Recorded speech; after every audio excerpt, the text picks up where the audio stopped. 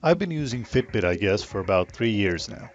I started off with an Ultra tracker and upgraded to a Fitbit One, which is what I use now. I've got to say, Fitbit is one of the best designed products I've seen in modern times. It does what it needs to do, doesn't bother you while doing it. It doesn't weigh anything, it doesn't make noise, it's not bulky. You don't even need to synchronize it. It synchronizes itself. I'm not surprised it's won a series of product awards, including TechCrunch and CES 2009. Now, regarding the Fitbit One, my only complaint, and what I see as a most likely cause of death, is the charging interface. The device comes with this little USB cable that has a proprietary dock on one end. These days, proprietary, as we all know, is synonymous with once it dies, you're screwed. It's not something you can get at your local Walmart. If you lose it, you lose it. The guys in China have come up with their own generic versions of this cable, cheap as dirt of course. I've never tried one of these, so I can't say much about them. Look them up on eBay if it's too late and you already have cable problems. Or you could go for the original Fitbit replacement for $20. But the focus of this video isn't what to do if your cable is gone. The focus is actually how to keep your cable from experiencing an untimely death. I'm going to show you some tricks that you can use to make sure your cable outlives your tracker by a long time.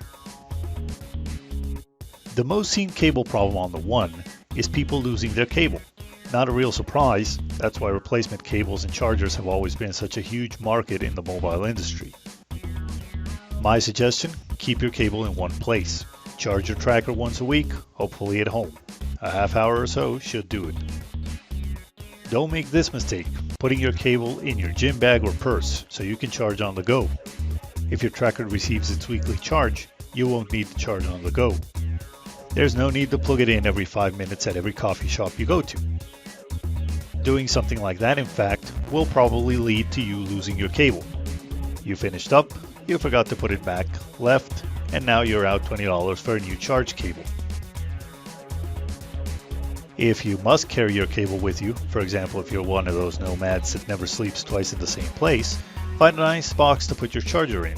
An Altoids tin works real well, and it's big enough to hold your tracker if you should need to take it off to go swimming or something. Just remember to label it clearly so you don't throw it away by accident. Labeling is the key to a happy life.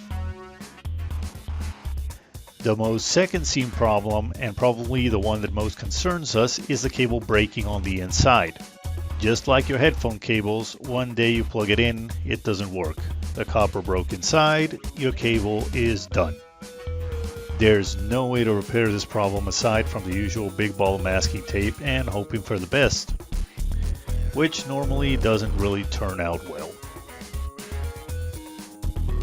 So how do you prevent this from happening? I'll show you a few ways. What you don't want to do ever is this. Don't plug in your Fitbit and leave the thing hanging in the air. That puts strain here and is what usually wrecks your cable.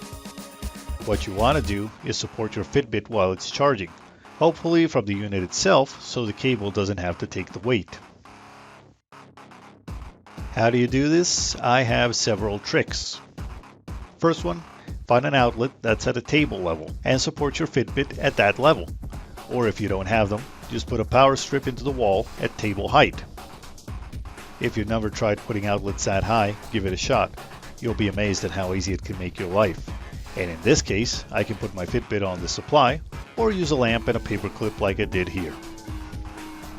Don't ever do this, by the way. That's just another way to ruin your cable. If you don't want to do that, charge your Fitbit with your laptop and rest it on a table. Easy as that, you took the strain off the cable. Now, what people do wrong with their laptops is this. They charge on the edge of the table and leave their Fitbit in mid-air. Not a good idea, as I said. But what if you have a desktop computer like this one? Well, what you can do here to save your cable is use a USB extension cord. You can get these at most computer stores for next to nothing.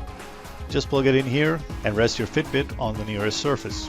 Just make sure you support the extension correctly so it doesn't pull on your Fitbit cable. Keep the end of the extension flat on a surface.